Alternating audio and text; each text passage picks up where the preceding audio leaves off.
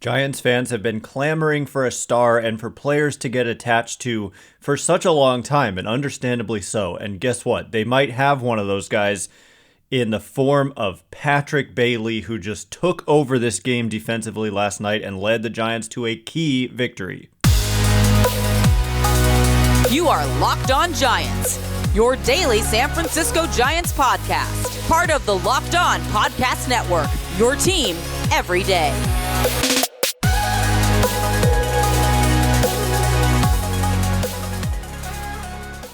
Hello and welcome to Locked On Giants, part of the Locked On Podcast Network, where it's your team every day.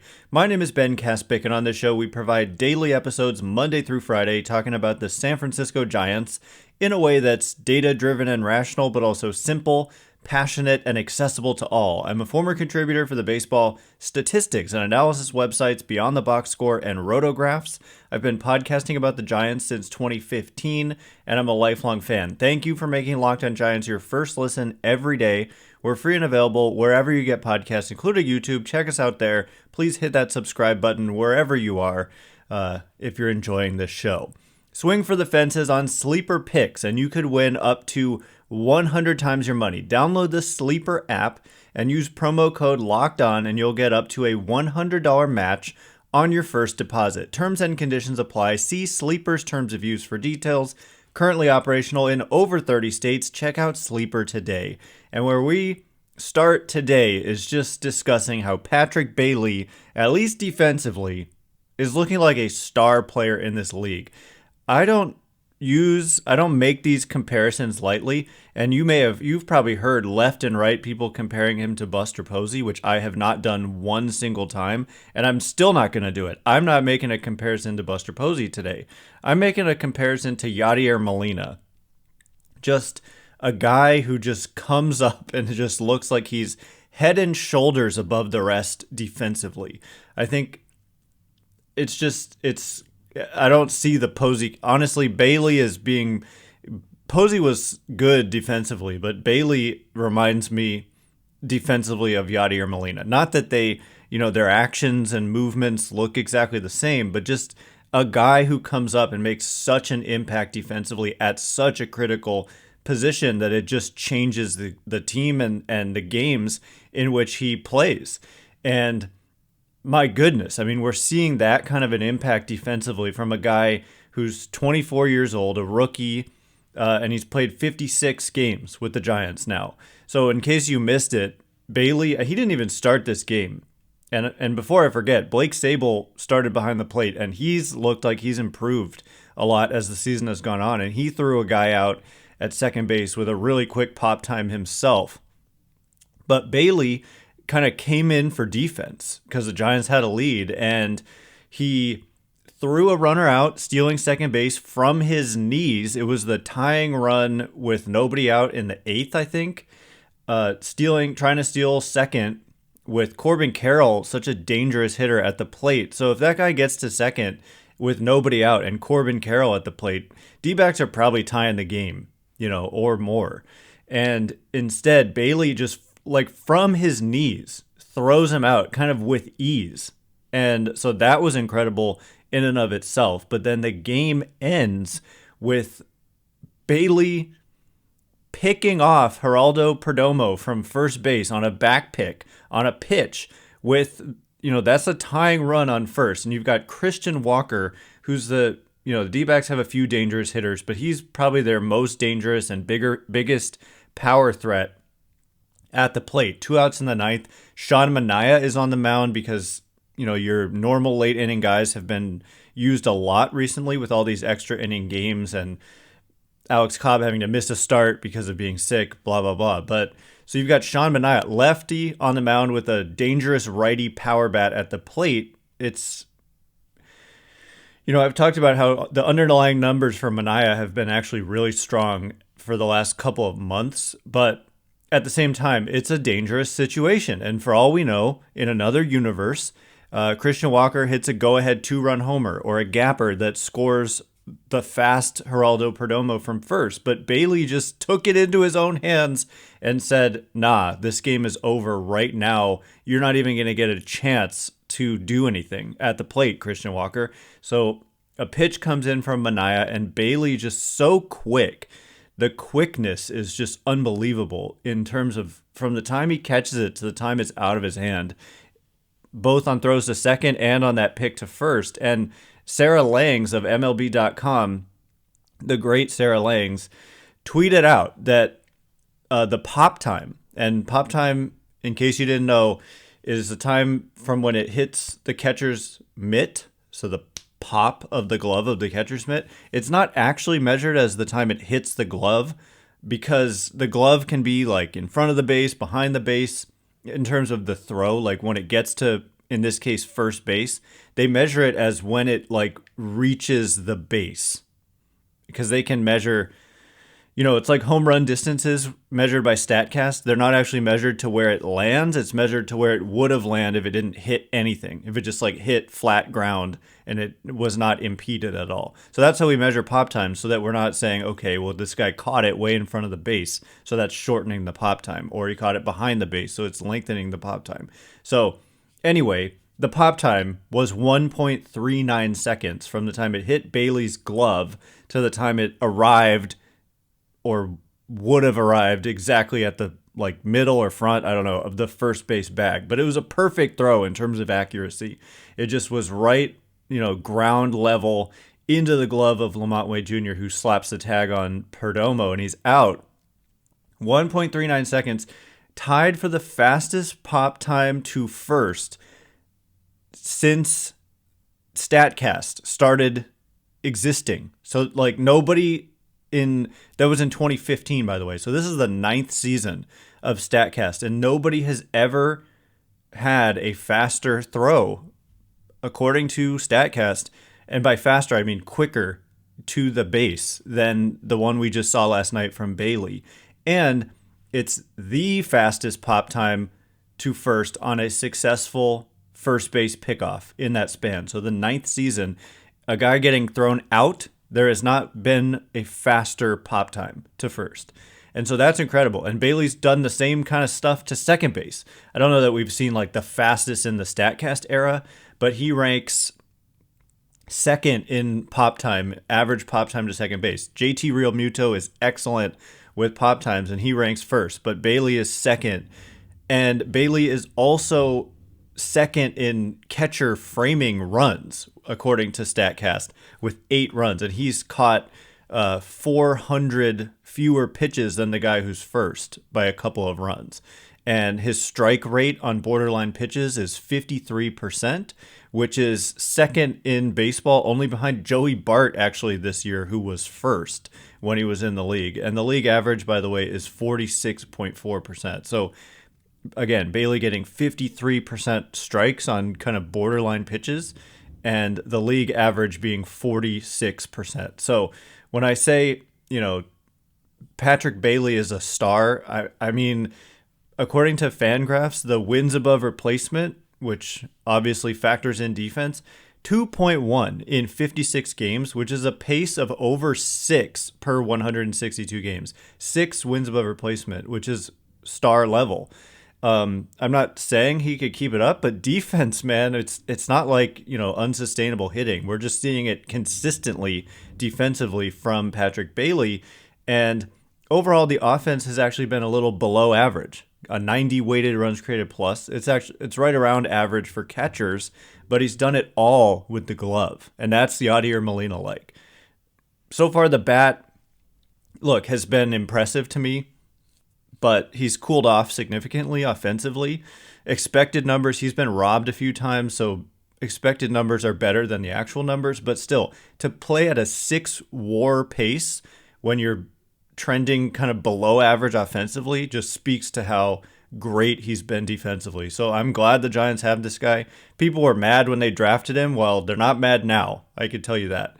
Anyway, coming up in just a minute, I want to get back to the trade deadline. Yesterday, I gave my full thoughts.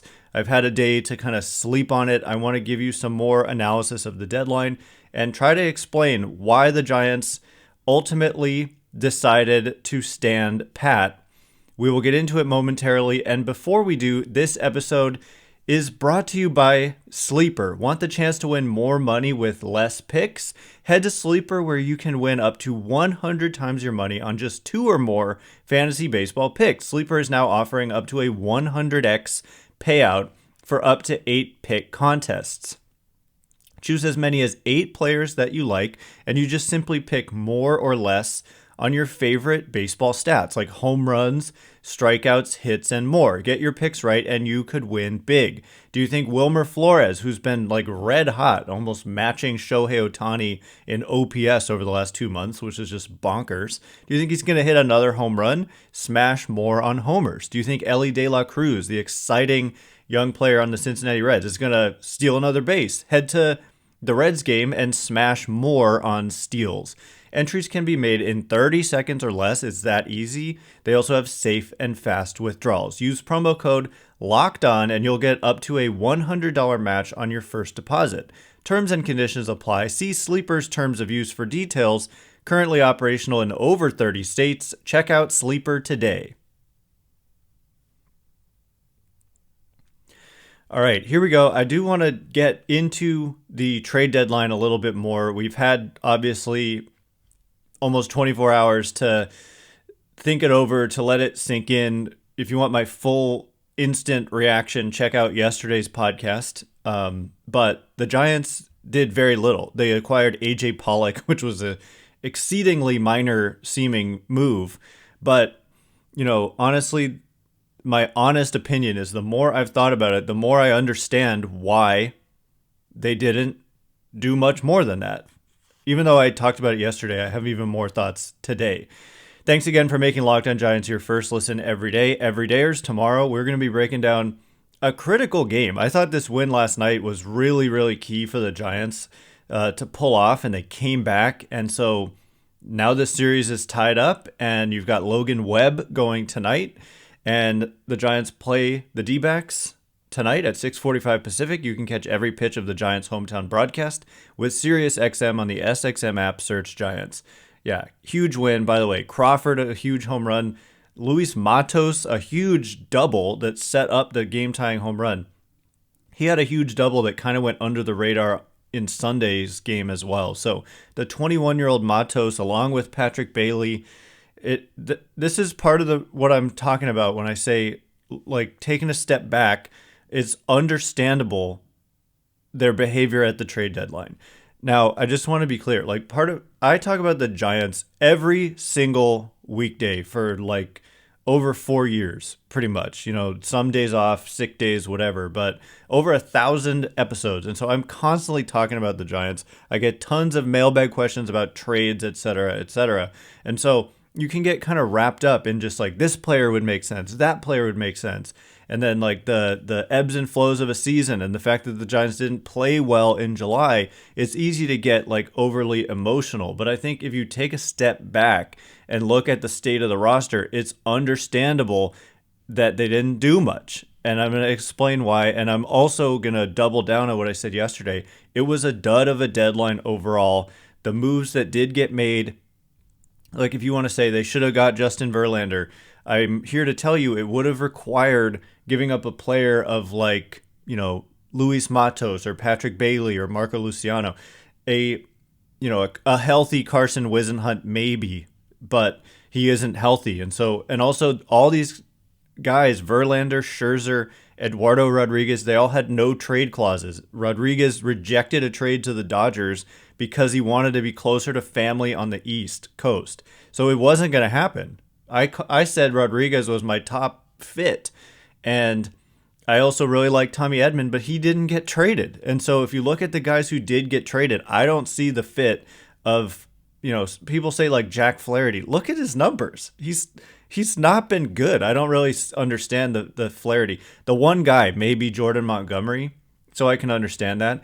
But let me just say this. The Giants are second in the major leagues in ERA for the last 3 months. Since May 1st, the Giants team ERA, I'm going to pull it up here. I don't have it pulled up. Since May 1st, the Giants team ERA is number 2 in the major leagues, behind only, who is it? The San Diego Padres. We're going to find out in just a second. The Giants team ERA is 3.60, behind only the San Diego Padres since May 1st. And look, I'm probably going to get accused of cherry picking here. I'm just saying they had kind of a rough April. And so, yeah, we could look back. And also, Mexico City happened right before May 1st. Like, literally, May 1st is the game after that insane series. If I could look at the whole season and just pluck out Mexico City, I would, but I don't know how to do that. So, look, May 1st, it's not like that was recently. We're talking 3 months of baseball: May, June, July.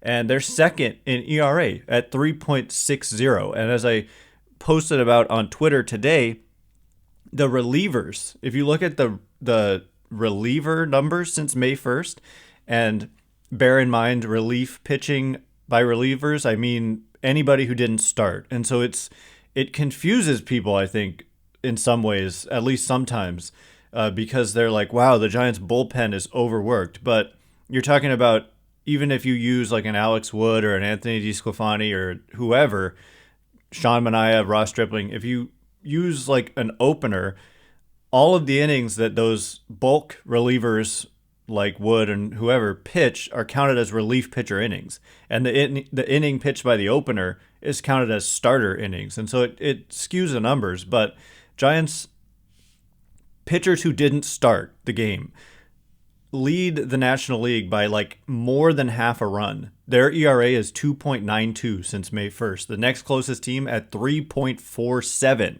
And the Giants also, you might say, well, if they didn't have that many innings, it wouldn't matter. But their relievers, i.e., again, non-starters, have the most innings. So they have the most innings and the best ERA. The Yankees are like in between the Phillies and the Giants, and like 3.17 or something. But I just thought it was eye-opening, such a huge gap between the Giants and the next closest team in the National League since May 1st by their non-starting pitchers. And yeah, so like it's understandable. A lot of the talk is almost like the pitching is in shambles, but again, second best ERA since May 1st over the last 3 months of baseball. Now, it did look like in the last month, in basically since the end of June, I've been very vocal about this, their offense has been atrocious. And, I broke it into buckets. Like they had 0, 1, or 2 runs in over half their games for the last month, basically. And that's just not going to get it done. But when you look at the roster, what I don't see is where is there an opening to add somebody. And what I do see is that they have guys coming back. Like you could definitely say that they had a problem in the middle infield when Brandon Crawford and Thairo Estrada were out. However, a few things happened. Crawford is back, hit a huge homer that tied the game last night, and Thairo Estrada is close to coming back. He could be back like on Thursday. He's going to be back in the next handful of days. And they also aggressively promoted Marco Luciano, so he became another option for them in that middle infield mix. And so suddenly, if you're talking about Crawford and Estrada being back, plus Schmidt, plus Marco Luciano in that mix as well, not to mention, Brett Wisely, who I think has fallen obviously pretty far down the depth chart with his performance. Maybe not that far, but you've also got Isan Diaz. So you just got a lot of depth. And so if you're talking about a depth middle infielder, I don't see that as a major need, especially with Luciano, who, by the way, we'll get into later, but he was sent down, but not because they just like don't believe in him and he's gone forever, but there's a reason for it, and we're going to probably see him in the not too distant future again. But I mean, I understand they could afford to upgrade maybe at shortstop, but what are you going to do with Crawford? And are Schmidt and Luciano solid alternatives? I think Luciano in particular, like if Crawford gets hurt, are you really going to be that upset about seeing Marco Luciano? They put their confidence in him as opposed to like Paul DeJong. I consistently said I didn't even think DeJong was a good fit because he only played short and he was just kind of a middling player. And in the outfield, you've got Haniger close to coming back. And you've got Conforto on the roster, you've got Yastrzemski, and you've got Slater, and then you add in an AJ Pollock. I mean, where was there room? And also, who got traded that was an impact player at those positions? Nobody. It just those trades just weren't there. And then obviously you're pretty set at catcher. And so I don't see the opening on the roster.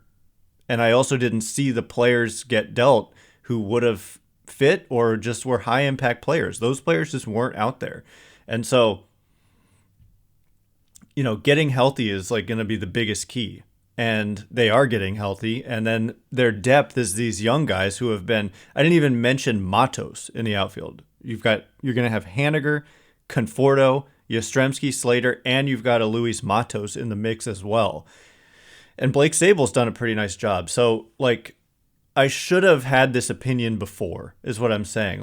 I get caught up in all the mailbag questions and all that, who's the fit, blah, blah, blah. But when all is said and done, getting healthy, which they are, I don't see where there was room to make a big addition. And I also didn't see a big addition go elsewhere. Those players just weren't out there. So anyway, coming up in just a minute, we are going to discuss the Giants sent down Marco Luciano. I think I said it was going to be that I thought it was going to be an infielder to go down for Pollock, one of Isan Diaz, Luciano, or Schmidt. And that was correct. It wasn't Luis Matos as some predicted. But why did they send Luciano down? What is he working on? And also Wade Meckler. Exciting news about him. And Kyle Harrison. My goodness, that news is very exciting. We'll get into it in just a minute. And before we do, all right, here we go. Some minor league updates with somebody getting sent down, somebody getting called up a level, and then somebody being close to making their major league debut. Thanks again for making Locked On Giants your first listen every day. Every dayers tomorrow, breaking down any news. There's always news, right?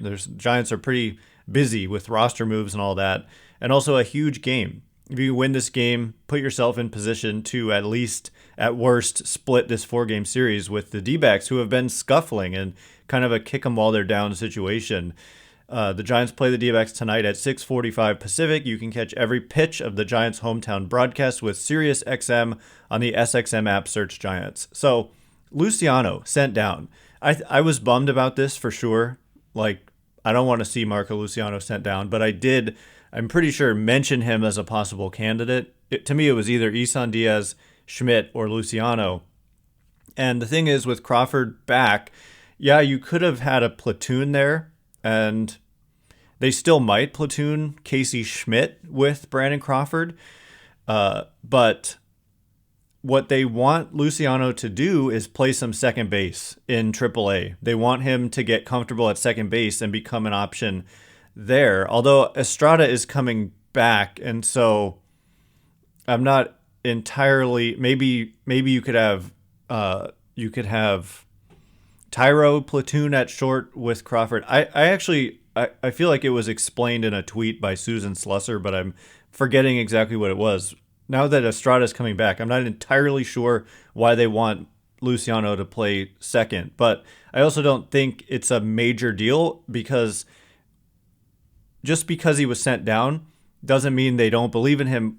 In fact, the trade deadline speaks more to the fact that they do believe in him, because he's a critical component of their depth, and that they clearly trust that if something were to happen to Brandon Crawford, you're prepared to go to a Marco Luciano at that spot. And so it's not going to be the last we see of him at all, of course, right?